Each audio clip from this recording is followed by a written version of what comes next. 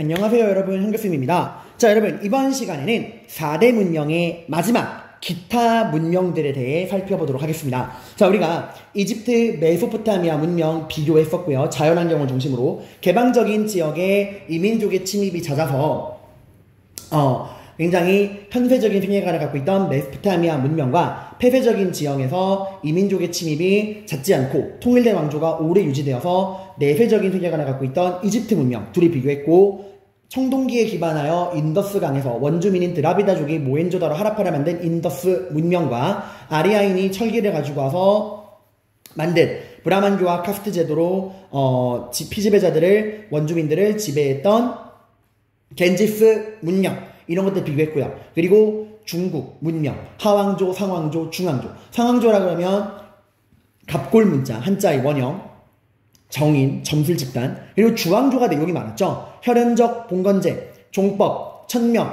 덕치, 정전제, 이런 것들, 서주와 동주의 수도 이동, 이런 것들 내용을 공부했습니다. 자, 오늘 이제 마지막 남은 내용은 사실 내용은 많지 않은데, 이 부분은 단독 주제로 나온다기보다는 선지로서 굉장히 많이 나와요. 오답용 선지로 되게 활용할 만한 내용들이 많아서 여러분들이 알아두시면 됩니다.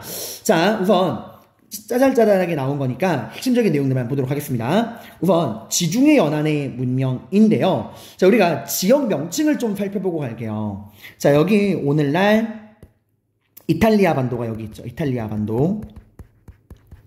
반도가 여기 있고, 그 밑에 지중해가 있고요. 여기 톡 튀어나온 곳이 크림 반도입니다. 나중에 이제 서양사 배울 때 오스만 제국과 러시아가 이 부분을 놓고서 싸우는 크림 전쟁이 일어나기도 합니다. 이 크림 반도 아래에 있는 바다가 흑해예요.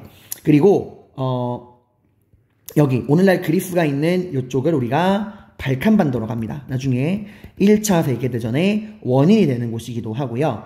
오늘날 또 그 그리스 맞은편, 발칸 반도 맞은편에 튀르키예가 있는 곳이 바로 소아시아, 아나톨리아 반도라고도 해요. 소아시아, 아나톨리아 반도, 아나톨리아.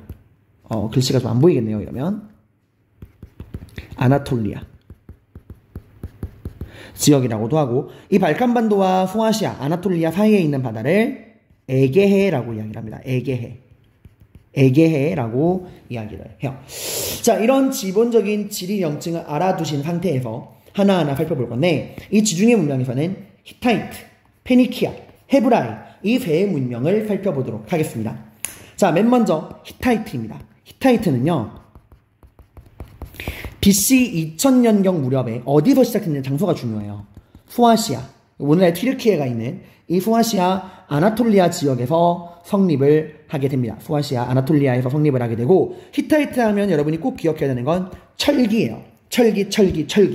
옛날 교육과정에서는 얘네들이 최초로 철기를 개발했다라고는 하지만, 오늘날 이제 연구가 진척이 되면서 최초로 만든 거는 아니다. 다만 얘들이 철기를 재련하는 철기 재련술이 굉장히 우수했을 것이다 라고 이야기를 합니다. 굉장히 다른 민족들이 만드는 철기보다 훨씬 단단하고 질 좋은 철기를 만들고, 이 철기 문화를 서아시아 지역에 전파하는 역할을 하게 됩니다. 이들은 뛰어난 철기 문명을 토대로 막강한 철제 무기와 전차, 기병을 이용해서 주변 민족을 정복하게 되는데, 얘들이 정복한 대표적인 나라가 메소포타미아 문명 안에서도 수메르인, 아카드인, 아무르인으로 바뀌죠. 수메르인들이 만든 도시국가 우르크, 라가시, 그리고 이 수메르인을 무너뜨리고 등장한 아카드인, 그리고 이 아카드인을 무너뜨리고 등장한 아무르인. 이 아무르인들이 메소포타미아 지역을 통일하고 만든 나라가 구바빌로니아 왕국이었고, 이 구바빌로니아 왕국의 전설적인 함무라비 왕이 만든 함무라비 법전이 있었어요.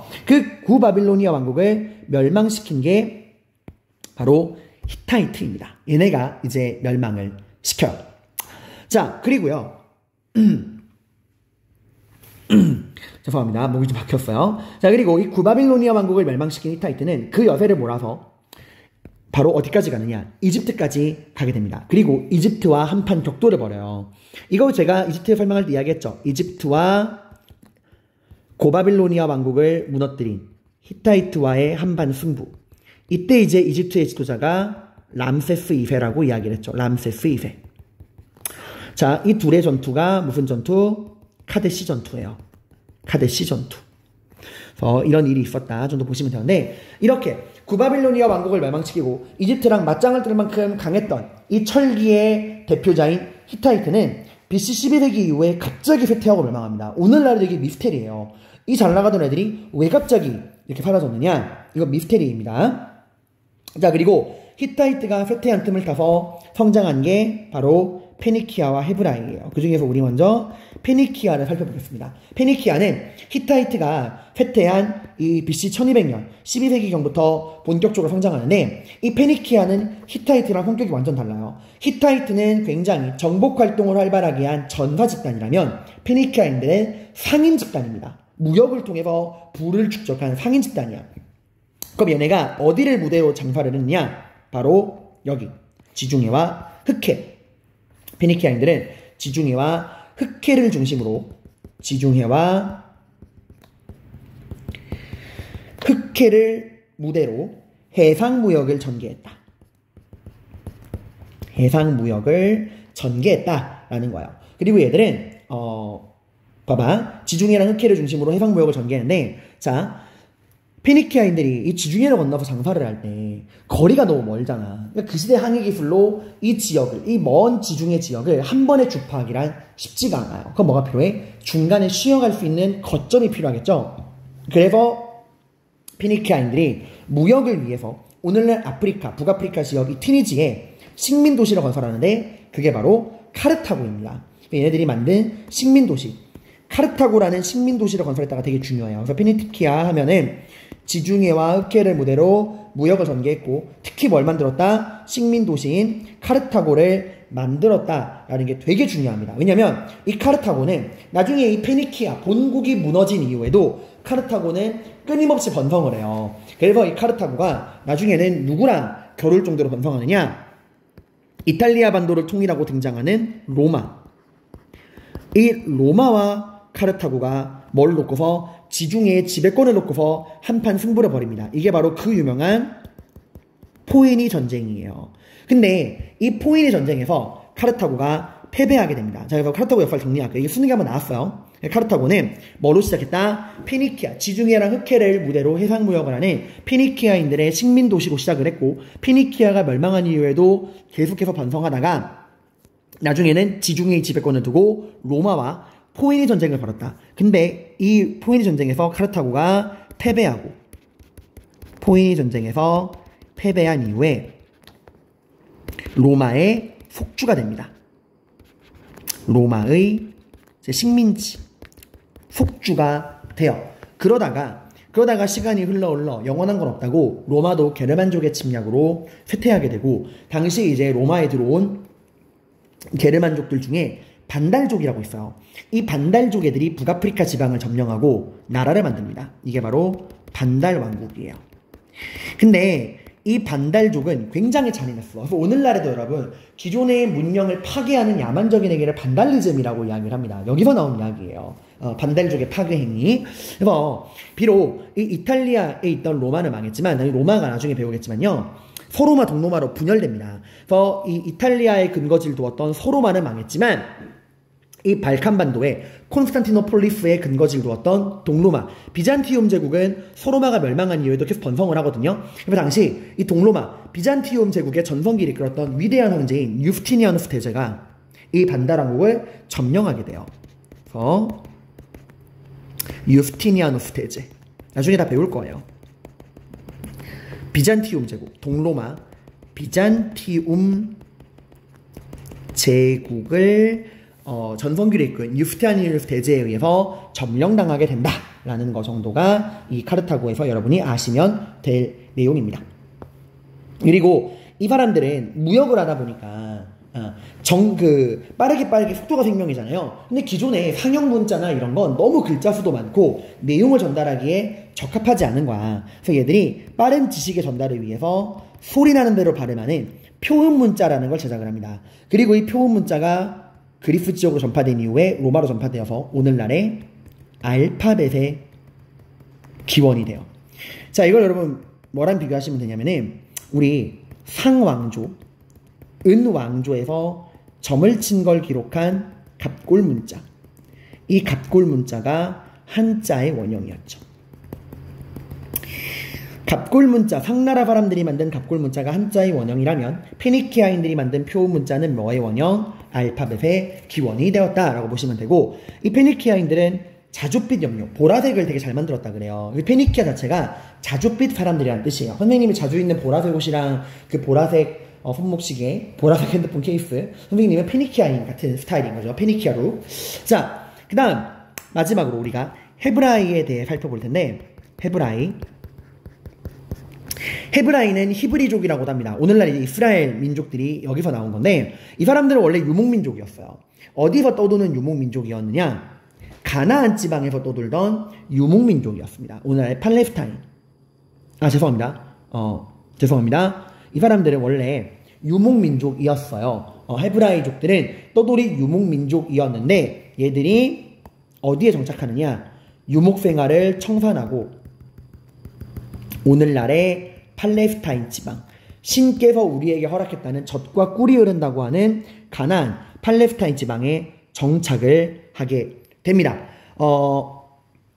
그러다가 이제 얘들이 역사에 보면 참 아픔이 많아요. 이집트에 노예 생활을 하기도 하고. 그래서 그 이집트에 노예 생활을 하던 이 헤브라이족들을 구출해낸 사람이 누구예요? 그 유명한 모세예요. 이 모세가 람세스 2세의 배다른 형제다라는 이야기가 있어. 이복 형제라는 거지. 그러니까 알고준 운명이죠. 함께 형제로 태어났으나 하나는 이집트의 지도자인 파라오, 하나는 그 이집트의 노예 생활을 하고 있는 헤브라이족을 구출하기 위한 헤브라이의 지도자가 되는 거야. 그래서 그 애니메이션 이집트 왕자라든가 이런 데서 나오는 모세 이야기 되게 많잖아요. 그리고 모세가 결국 이집트의 노예 생활을 하던 헤브라이족들을 데리고 대탈출을 감행하니 이게 바로 성서에 나오는 출애굽기, 애굽 이집트거든. 이집트를 탈출한 이야기, 엑소더스가 나오게 되는 거죠. 근데 그 이후에 이 헤브라이족들은 이스라엘 왕국을 건설을 합니다. 왕국을 건설하는데, 이 왕국에 이제 우리가 알아둘 사람은 사울이라는 사람이에요. 사울이 나라를 만드는데, 이 사울 다음에 왕이 된 게 그 유명한 다윗이에요. 다윗. 골리앗을 쓰러뜨린 그 다윗입니다.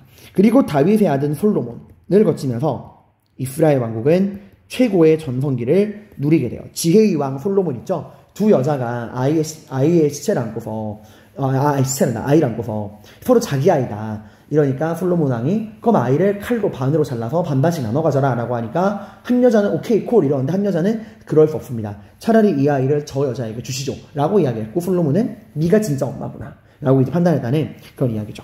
아무튼 솔로몬한테 전성기를 맡게 되는데, 솔로몬이 죽고 나서 이스라엘 왕국은 큰 혼란에 빠집니다. 성서에 따르면 솔로몬 왕이 이제 이방의 신들을 섬기고 사치와 향락에 빠졌다라는 기록이 나와요. 그래서 솔로몬이 죽은 다음에 이 이스라엘 왕국은 둘로 분열됩니다. 북이스라엘과 남유다로 분열하게 됩니다. 그리고 북이스라엘은 아시리아에게, 남유다는 신바빌로니아에게 멸망하는데, 이건 제가 성아시아 사례를 공부할 때 다시 한번 이야기할 건데요. 이 중에서 미리 하나 말씀드리면, 북이스라엘이 먼저 망해요. 북이스라엘이 아시리아에게 망한 이후에 그 다음에 남유다가 신바빌로니아에게 망하는데, 이때 이제 유다인들이 바빌로니아로 끌려가서 70년간 포로 생활을 합니다. 이때 나온 말이 바빌론의 감금 생활, 바빌론 유수라는 말이 나와요. 바빌론 유수. 70년의 포로 생활입니다. 자, 그래서 여기서 나온 말이 나중에 서양사를 배울 때 그 십자군 전쟁 이후에 교황의 권위가 땅에 떨어집니다. 그러다가 이 교황이 이제 세속군주랑 갈등을 벌이게 되는데, 그 중에서 이 교황이 프랑스의 왕 필리프 죄송합니다. 이제 교황이 당시 이제 교황이었던 보니파큐스 8세가 프랑스의 왕 필리프 4세랑 교회와 성직자에 대한 과세 문제로 갈등을 벌여요. 그러다가 결국 교황이 패배해서 로마에 있던 교황이 프랑스의 아비뇽으로 끌려와서 아비뇽에서 포로 생활을 합니다. 거기서 나온 말이 아비뇽의 포로 생활, 아비뇽 유수야. 이게 바빌론 유수에서 따온 거예요. 그러다가 이 바빌론 유수의 포로 생활이 언제 끝나냐? 이 신바빌로니아를 아케메네스 왕조 페르시아의 키루스 2세. 성경에는 이 사람이 고레스 대왕이라고 나옵니다. 고레스 대왕. 이 사람에 의해 해방을 맞이하게 돼요. 자, 이건 나중에 성아시아서 공부할 때 다시 한번 공부할 거고요. 내신에서 중요한 포인트예요. 헤브라이족이 문명에서 중요한 건 이 사람들은 다른 민족이랑 차별되는 독특한 종교를 가지고 있었습니다. 바로 유일신. 다신교가 아니라 유일신을 숭배한 거예요. 나 이외에 다른 신을 섬기지 말라라고 하는 유일신. 하나님만을 믿는 유일신 숭배 사상이었고요. 여기서 나온 게 유대교라고 하는 종교예요. 그리고 이 유대교의 유일신 사상이 영향을 받아서 나온 게 기독교, 크리스트교와 이슬람교가 나오게 됩니다. 그러면 같은 신과 같은 유일신을 믿는 유대교와 크리스트교, 이슬람교는 사이가 좋겠네요? 아니에요. 정말 사이가 최악입니다. 왜냐면 유대교는 기독교에서 신으로 섬기는 하나님의 아들인 예수를 인정하지 않아요. 유대교에서는 예수를 신의 아들로서 인정하지 않습니다. 그냥 예수는 예언자일 뿐이다. 아직 신의 아들께서는 우리에게 오지 않았다라고 이야기를 해요. 그리고 결정적으로 유대인들이 예수를 죽였죠. 이제 이 예수를 십자가에 못 박아 죽인 게 유대인들이란 말이야. 유대인 기득권자들이 이제 자신들의 기득권이 해쳐질까봐 이 예수를 십자가에 못 박아 죽인단 말이에요. 그러니까 이제 그리스도교들 입장에서 보면은 자신들의 신의 아들인 예수를 죽인 게 유대인들이잖아. 그래서 당연히 유대인들을 좋아할 수가 없는데 나중에 유대인들이 결국 로마에 의해서 완전히 나라가 멸망당하게 됩니다. 그리고 유대인들은 나라를 잃고서 전 세계 각지를 떠돌게 돼요. 게다가 이제 유대인들이 지리적으로 가까운 유럽으로도 많이 오는데 이 기독교를 기반으로 한 유럽은 당연히 유대인들을 좋아할 수가 없죠. 예수를 죽인 애들이니까. 그래서 유대인들을 철저하게 차별합니다. 그래서 농업, 상업, 수공업 등 각종 생산활동과 공직의 임명을 금지시켜버립니다. 그러니까 죽으라 이거죠. 그러니까 유대인들이 할 수 있는 거라곤 금융, 사채업, 대부업밖에 할 게 없는 거야. 그래서 유대인들은 나라 이런 서름에 이런 차별을 당하면서 믿을 건 돈밖에 없다. 악착같이 일해서 돈을 열심히 모아요. 그래서 이미지가 더 나빠지는 거야. 돈놀이하는 장사꾼들이다. 그래서 이 유대인들에 대한 뿌리 깊은 혐오가 셰익스피어의 문학작품인 베니스의 상인에서 잘 나오죠. 거기서 나온 샤일록, 돈만 밝히는 사람. 그 사람의 롤모델이 유대인이야, 얘들아. 너가 돈을 못 갚았으니까 네 살을 잘라내라 했던. 그리고 이게 히틀러까지 이어지는 거죠. 유대인 학살. 자, 아무튼 이렇다라는 거. 그래서 히타이트, 페니키아, 헤브라이 이런 내용들 해서 히타이트는 철기, 소아시아 지방에서 시작해서 철기, 이집트랑 카데시 전투로 붙었다. 페니키아는 지중해랑 흑해를 중심으로 해상 무역을 전개했고 식민 도시인 카르타고를 건설했고 표문자, 알파벳의 기원이 되었다. 헤브라이는 유일신, 유대교, 크리스트교, 이슬람교에 영향을 주었다라는 거 아시면 되고요. 그다음 마지막으로 이 지중해를 중심으로 한 에게 문명에 대해 살펴보도록 하겠습니다. 자, 여기 이 에게해를 중심으로 한 이 지중해 문명을 살펴볼 건데, 에게 문명을 살펴볼 건데, 지도를 확대하면 이렇게 돼요. 확대한 거예요. 흑해와 지중해가 있고, 이 발칸반도와 소아시아, 아나톨리아 사이에 있는 바다를 우리가 에게해라고 이야기를 합니다. 이 에게해를 중심으로 한 문명을 살펴볼 건데요. 두 개의 문명을 살펴볼 거예요. 첫 번째는 여기 크레타 섬을 기반으로 한 크레타 문명. 두 번째는 그리스 본토에서 내려온 미케네인들에 의해 만들어진 미케네 문명. 이 두 가지, 크레타 섬을 기반으로 한 크레타 문명과 미케네인들이 만든 미케네 문명, 이게 에게해 문명의 양대 요소인데요. 먼저 나온 건 크레타 문명입니다. 내용을 정리할게요. 자, 에게 문명은 뭐랑 뭐로 구성되어 있다? 크레타 문명과 미케네 문명으로 구성되어 있다. 크레타 문명은 BC 2000년경에 에게에서 크레타 섬을 중심으로 발전하는데 이 문명도 당연히 청동기를 기반으로 시작을 합니다. 그리고 이 크레타 문명에 하면은 이걸 꼭 기억하셔야 돼요.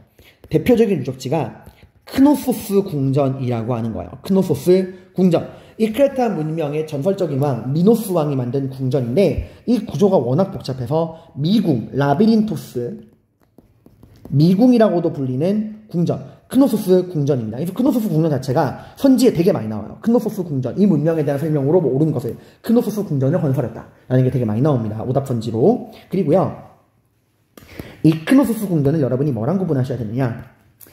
파르테논 신전이랑 구분하셔야 돼요. 헷갈릴 수 있거든. 파르테논 신전. 파르테논 신전은 어디서 나오냐면은 그 그리스 우리가 배울 때, 서양 고대사 그리스 파트 배울 때 아테네에서 나와요. 아테네의 민주정치의 전성기를 이끌었던 페리클레스라는 사람이 나와. 이 페리클레스, 아테네의 전성기를 이끌 페리클레스가 건설한 게 파르테논 신전입니다. 그래서 지금은 일단 크레타 문명의 크노소스 궁전과 아테네의 페리클레스가 건설한 파르테논 신전, 이 둘을 구분하셔라 라는 건데, 이 크레타 문명은 쇠퇴하게 되고 그 주도권이 누구에게 넘어가냐? 미케네에 넘어가게 됩니다. 기원전 14세기경에 그리스 본토에서 남한 미케네인들이 이 에게해를 장악을 하게 돼요. 즉 에게해의 주도권이 크레타에서 미케네로 넘어갔다라는 건데, 이걸 보여주는 게 제가 수업 시간에 설명드린 미노타우로스와 테세우스의 신화입니다. 이걸 여기서 다시 설명하지는 않을게요. 그리고 이 미케네인들은 굉장히 물을 숭상하는 상무적 기풍이 강했고, 트로이 전쟁에서 승리한 게 얘네야. 이 미케네 문명이 연합군을 만들어서 이 무역의 주도권을 잡기 위해서 트로이로 쳐들어가서 이 트로이를 무너뜨린 겁니다. 이건 이제 트로이 전쟁 자체는 고고학의 발굴로 실제 있었던 역사적인 진실로 판명이 났죠. 자, 이렇게 번성하던 미케네 문명은 BC 1200년경에 도리스인, 철기를 가지고 남아한 도리스인에 의해서 파괴되게 됩니다. 이 도리스인이 스파르타의 원류예요. 그리고 이 미케네인들은 아테네의 원류야. 그래서 이제 그리스 문명 배울 때 아테네랑 스파르타가 그렇게 싸우는 거예요. 라이벌이거든. 자, 얘들아, 우리 여기서 한번 정리해볼까? 인더스 문명을 파괴하고 겐지스 문명을 건설한 애들이 누구였죠? 철기를 가지고 온, 죄송합니다. 글씨가 잘못 썼네요. 아리아인이었죠? 자, 그리고 서주, 호경 혹은 시안의 도읍을 둔 서주를 무너뜨리, 서주가 이 동주로 옮기게 된, 수도를 동쪽에 나급, 러양으로 옮기게 된 건 누구의 침략이었죠? 네, 견융족의 침략이었죠. 그죠? 그리고 지금 미케네 문명은 누구의 침략으로? 도리스인의 침입으로 파괴되었다. 이 선지 되게 많이 나와요. 도리스인의 침입으로 파괴되었다 라는 선지 되게 많이 나와. 그러니까 크노소스 궁전을 건설했다, 도리스인의 침입으로 파괴되었다. 이 두 문장 자체가 기출문제에 굉장히 많이 나오는 선지니까 알아두시면 됩니다. 그래서 서양 문명의 흐름이 이렇게 돼요. 오리엔트, 해가 뜨는 동쪽, 서양인들 중심인 거죠. 서양인들 기준으로 해가 뜨는 동쪽, 오리엔트, 이집트 메소포타미아에서 시작한 문명이 이 지중해 에게로 넘어왔고, 이게 이제 그리스를 거쳐 헬레니즘을 거쳐 로마로 왔다라고 하는 문명의 흐름을 보여주는 거예요. 자, 마지막으로 에게 문명을 한번 정리해드리고 끝낼게요.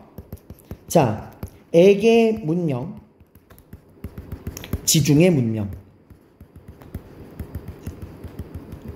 자, 이 에게 문명은 크레타와 미케네로 우리가 구분하셔야 됩니다. 크레타 문명과 미케네 문명으로 구분을 하셔야 돼요. 크레타 문명, 미케네 문명. 크레타 문명은 뭘 기억해둬라? 뭘 건설했다? 크노소스 궁전을 건설했다. 파르테논 신전이랑은 다른 겁니다. 그러다가 이 주도권이 그리스 본토에서 남한 미케네인들에게 넘어갔다. 미케네 문명은 상무적 기풍에 트로이 전쟁에서 승리를 거두었다. 그러다가 누구에 의해 파괴되었다? 도리스인, 철기를 가지고 온 도리스인에 의해서 파괴되었다 라는 내용들 여러분이 알아두시면 됩니다. 자, 이렇게 해서 긴 시간 동안 4대 문명에 대해서 다 살펴봤고요. 각종 탐구자료와 기출문제, 제가 올려드린 기출선지 분석과 기출문제를 풀어보시면 내용이 입체적으로 이해가 될 거예요. 긴 시간 고생 많으셨습니다.